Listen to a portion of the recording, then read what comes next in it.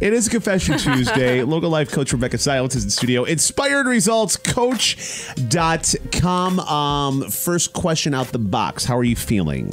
Great. I feel really good. I met with an oncologist yesterday in Buffalo, and really, really good news. 90% chance that all the skin cancer is gone, and then they will do a couple more. 90%? 90% That's chance. Awesome. Yeah, that so they're awesome. going to do a surgery next week to take out more of my arm just to make sure, and then we can have our baby naturally. Just the skin on the arm, not like, you know. Yes, Yeah, right. she's not going to lose like a big hunk of it. Wow, No, Okay. they're just going to take some skin, and then I can have the baby naturally, and I just have to be followed pretty regularly for about 5 years. I have to wear a big giant sun hat. I have to see a dermatologist. Okay. So anybody has recommendations, let us know. And I have to wear, a lot of sunscreen for the rest of my life. But very good news. We're really, really grateful. That's fantastic. That's Yeah, fantastic I'm thrilled. because, anytime the C word, is thrown out there, the world stops, like the clock stops. Yeah. So, congratulations. Yeah. And so 2 weeks from diagnosis to, next week's surgery, it'll all be handled, which is a miracle. Oh, wow. That's so fast. that's great. Yeah. And everything's happy, healthy with the baby. Everything's perfect. Awesome. Yeah, we're really good. So thank you, everyone, for all of your support. That's absolutely great. And, Yeah. and again, how this radio program and these segments kind of work out is, we're talk about what's going on in our lives and people submit their stories. Yes. And it's amazing how you end up touching people and affecting people you don't even think about. Case in point, here is an email we got right after we talked about what was going on with you last week. Okay. All right. Dear Rebecca, I heard you this morning saying don't be afraid of the doctor and finding out what's going on, and that got me. I've been avoiding the doctor for 2 years.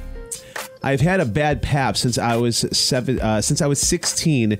Pre-cervical cancer cells, had many procedures to remove cells, and they always came back.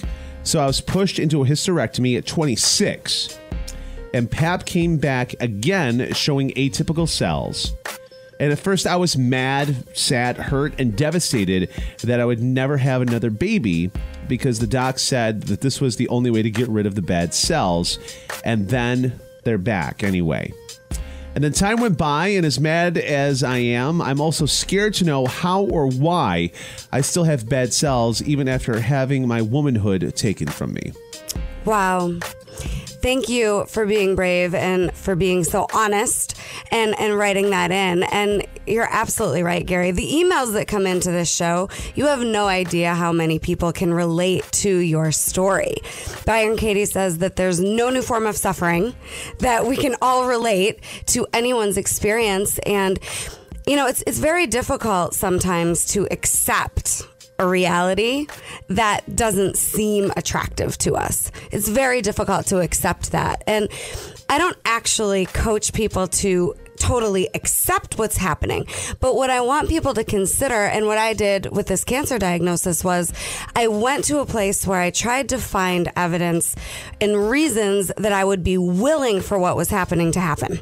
It doesn't mean I have to like it. It doesn't mean it's a good thing or that I want it to happen again. But why would I be willing for this to happen? And then what type of lessons could I learn? And you never know with your own leadership in your experience how you're modeling and affecting change in the lives of the people closest to you. So for you, I would want you to consider, how is all of this a gift to you? Not again saying that I want you to like it, but what is this giving you? Is it giving you an opportunity to get to know your body better? Is it giving you an opportunity to be gentle with yourself and an opportunity to practice unconditional love for yourself? Because regardless of what's going on in your body, you're lovable, you're worthy, you're deserving, and I don't believe there's anything wrong with any of us, including our bodies. I think our bodies are miracles, and they're always showing us something. They're always guiding us, even if it doesn't seem like it in the moment.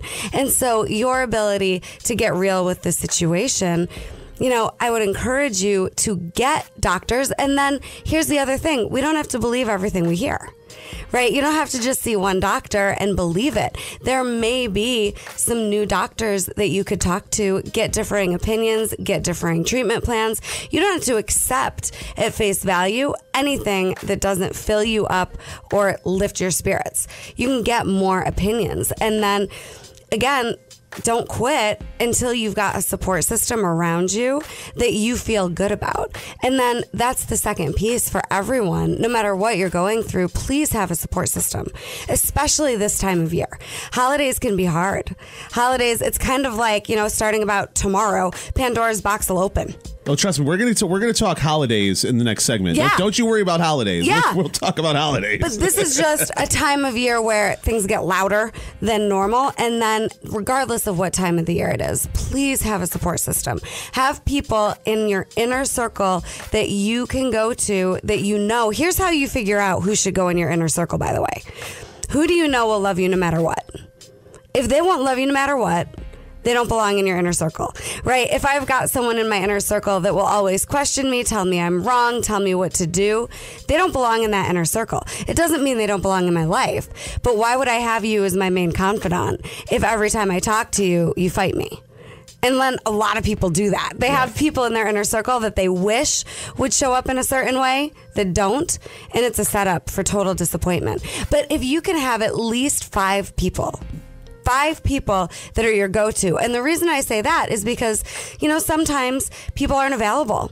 And it's not fair if I only have 1 or 2 go-tos and then they're not available for me to be upset that they're not available. People have lives. And so what we want is not to be dependent on people, but to have a system and a network of people that you can go to when you need something. And so what I encourage you to do, listener, is stay positive. There's a great author. Her name is Louise Hay. She wrote a book called You Can Heal Your Life. And what it is all about just affirmations and things you can do to look at your part in your energy that's going into your body. So Louise Hay had gotten cancer in her 60s and started her company called Hay House, wrote this book, You Can Heal Your Life. It's amazing. So I encourage you to check that out, to find healers that you feel good about. Don't go just by the first opinion. And then please have a support system. Everyone out there, at least 5 people that you know will love you no matter what. And then you never know who will really show up for you until you put yourself out there. So don't operate under the false assumption that nobody's going to actually show up for you. You have no idea until you put yourself out there. Local life coach Rebecca Silence, inspiredresultscoach.com. Make sure you like her on Facebook as well, and she'll give you the details on the book she just mentioned later today in case you missed it. We're going to break, come back, and if you want to submit a question, a dilemma, whatever's going on in your world to Rebecca, just go to cnykiss.com. On the left-hand side down a little bit, this Confession Tuesday banner. Click on that and submit your question confidentially. We'll handle it here on the air. More with Rebecca coming up next here on Kiss FM.